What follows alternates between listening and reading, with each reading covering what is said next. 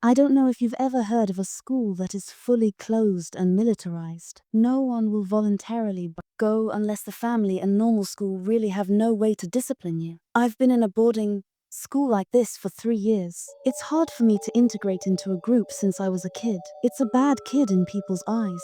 My parents sent me here helplessly.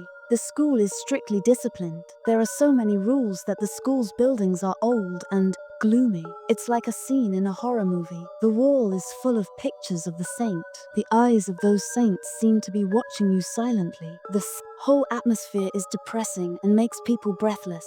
But as time goes by, you get used to it. It's not difficult for other girls to get along. It's just that a lot of people are faithful believers. I really can't understand that. The boarding school is isolated from the world. My life is also very monotonous. Class, prayer, eating, sleeping. The so-called free time is actually not free at all. The teachers are watching us all the time. I can get used to most things, except for the feeling of being watched all the time. I don't know why, but I just feel weird. One night, I accidentally looked out the window in my room. I saw a tall and thin woman. Her face was pale. She was staring at me from afar. At first, I thought it was an illusion. I was too tired, but those eyes couldn't go back. The figure will appear every night in the next few days. She's always staring at me in the same place. No matter what time I look out the window, she's always there. I try not to think, but the discomfort is getting stronger. Even if I close my eyes, even if I don't look out the window, I think those eyes are still staring at me. I decided to tell my roommate about this. He's the least trusting of us all. Sure enough, he looked at me like he was looking at a madman. You're under too much pressure. We just got here. This place is a little scary. I want to believe him. At least I want to try to believe him. But I still feel weird. I don't know how many nights have passed. That figure hasn't disappeared. Sometimes I even feel like he's moving. It's like he knows I'm looking at him. Some girls who believe in ghosts came to me. They didn't think I was crazy like Xiao Na. One of them, a girl named Arman, told me you have to be careful. That may not be a person, but something else. Something very bad. I don't want to believe this. But over the night, that figure was always there. Later, he appeared more frequently. I don't just stay in my room window. I always feel like he's following me. Every time I go to the courtyard alone, I can see him staring at me. No matter where I go, I can see his shadow. I tried to talk to the teacher, although I know they won't believe me. But I have to try. As I expected, he didn't take it seriously. I know you're under a lot of pressure here. Just focus on studying.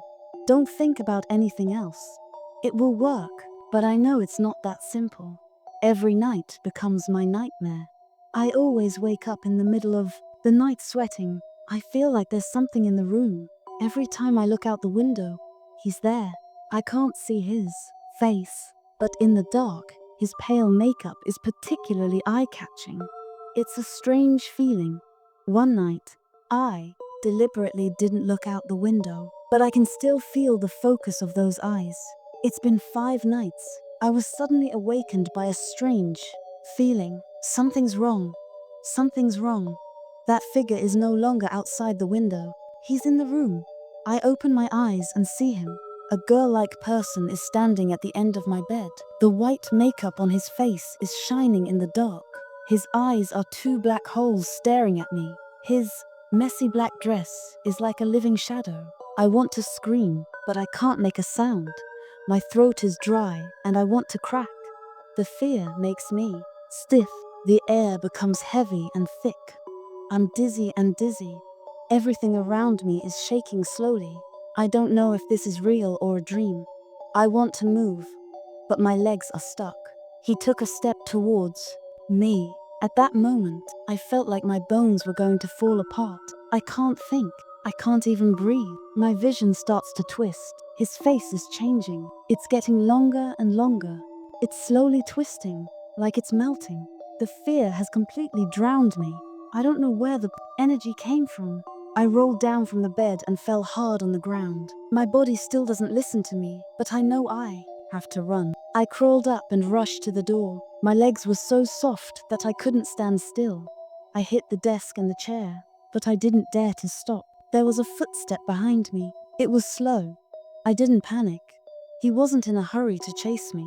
I know I can't escape. The door seems to be a few miles away. My vision is getting blurrier and blurrier. Everything around me is shaking. Finally, I rushed to the door, pushed the door open, and ran into the corridor. I don't know where to go. I just want to get away from him. The footsteps are still behind me. It's much closer than I thought. I don't dare to turn around. I know he'll catch me when I turn around. All of a sudden, I heard a scream. It wasn't a human voice. It was the voice of the nun. She wasn't walking. She was floating. I ran hard. My legs couldn't stand it anymore. Just when I was about to fall, a door suddenly opened. The teacher came out. He was holding something in his hand, a big, old cross. There were 2 people behind him. The 3 of them blocked the nun. The thing that was chasing me stopped. He didn't look like a human at all. His face was twisted into a pale skin. There was a sharp tooth in his mouth. I didn't hear what the teacher was saying. Everything around me was spinning.